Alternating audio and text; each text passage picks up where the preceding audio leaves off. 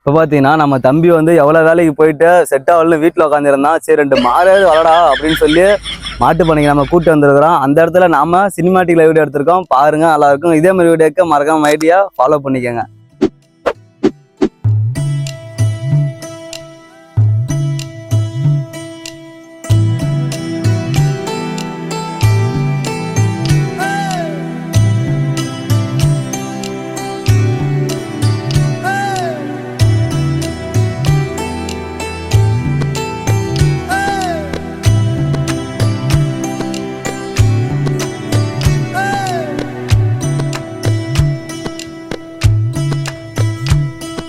சிலு சிலுவென்று பூங்காற்று மூங்கிலில் மோத வாசனை பாட்டொன்று கேளு கண்ணம்மா.